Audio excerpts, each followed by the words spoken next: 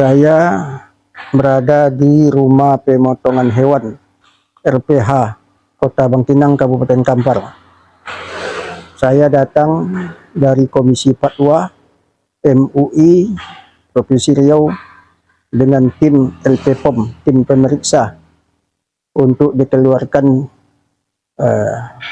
sertifikasi halal pemotongan hewan di RPH Kota Bangkinang. Kami tadi berangkat jam 1:30 malam, sampai di Bangkinang jam 3. Jam 4 dilakukan pemotongan hewan. Alhamdulillah sudah selesai pemotongan hewan. Beginilah menghabiskan waktu untuk mengabdi kepada umat, baik siang maupun malam, bahkan tengah malam. Demikian saja, semoga apa yang dilakukan oleh RPH, hewan yang disembelih bawa barokah, dikonsumsi oleh umat sesuai dengan syar'i, dihalalkan oleh agama. Demikian saja, mohon maaf.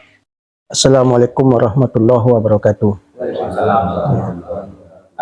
Alhamdulillah wassalatu ala rasulillah. Kita pagi ini bersyukur kehadirat Allah, dijadikan oleh Allah putra kita sebagai salah seorang penyalur apa yang dikehendaki Allah. Kan mulia tuh. Mulia. Menghalalkan sesuatu yang dimakan orang pada tangan kita. Berarti kan mulia, Pak. Di samping itu tanggung jawab besar. Jadi Bapak-bapak, ambo orang Wacu. Saya asli Danau Bingkuang.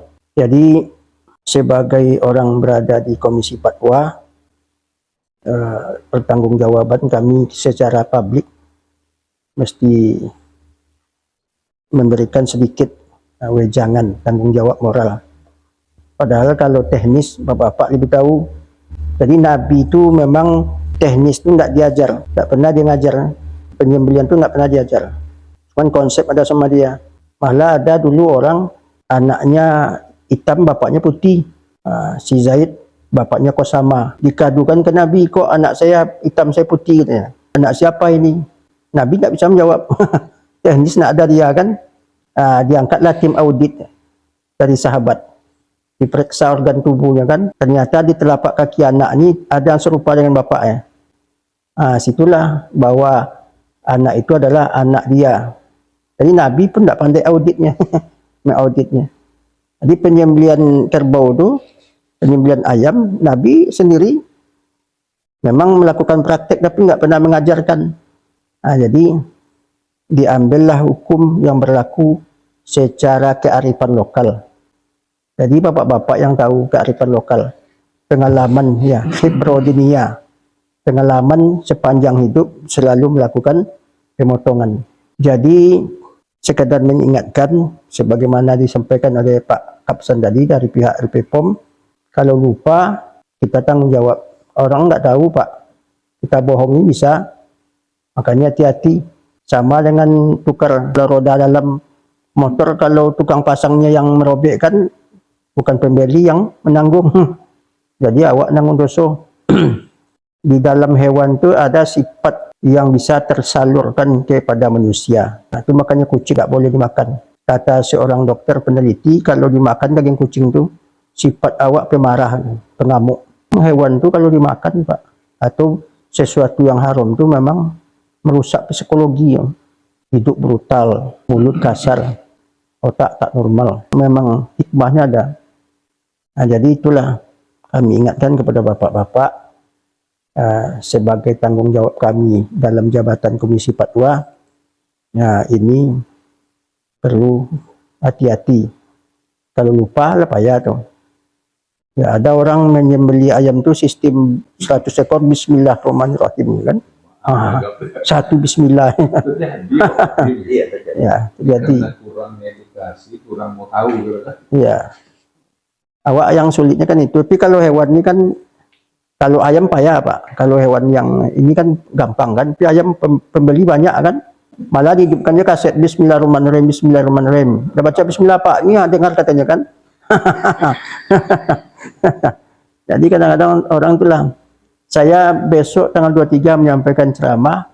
Ibu-ibu tuh meminta tuh, tolong jelaskan sama kami hasil-hasil penyembelihan ayam-ayam di pasar tuh.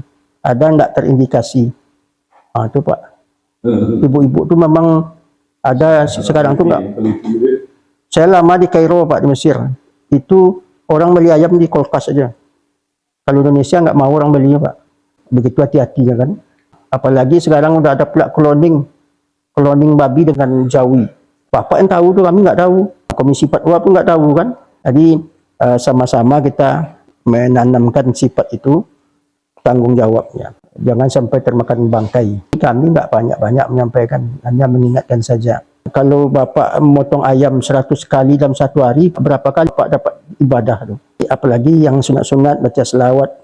Kemudian dianjurkan juga, saya yakin sholat 5 waktu oke kan.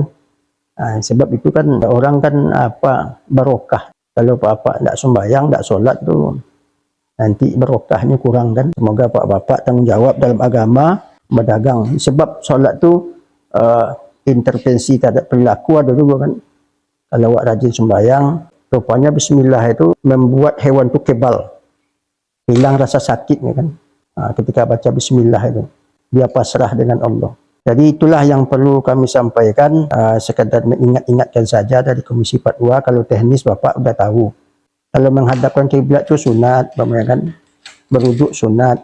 Yang menyembelih itu sholat itu kan. Kita sama-sama berpasrah diri kepada Allah. Semoga hewan yang kita sembelih itu memang diterima oleh Allah Subhanahu wa taala. Ya, apalagi nanti dunia akan berkembang, bisa saja pakai alat kan, bisa dikiaskan kepada waktu memburu kan, waktu dilepaskan pemburuan ini baca bismillah itu bisa kan. Tapi kan masyarakat kita belum menerima, meyakinkan publik bisa diakui secara de facto atau secara kearifan lokal bahwa hewan ini sudah oke. Hewan yang disembelih tanpa baca bismillah membentuk ke daging itu kan. Orang-orang yang ahli tahu dia ini daging mati ini katanya. Bukan daging hidup disembelih kan. Pengaruh bismillah itu. Ya itulah yang perlu kami sampaikan. Semoga ada hikmahnya. Mohon maaf. Assalamualaikum warahmatullahi wabarakatuh.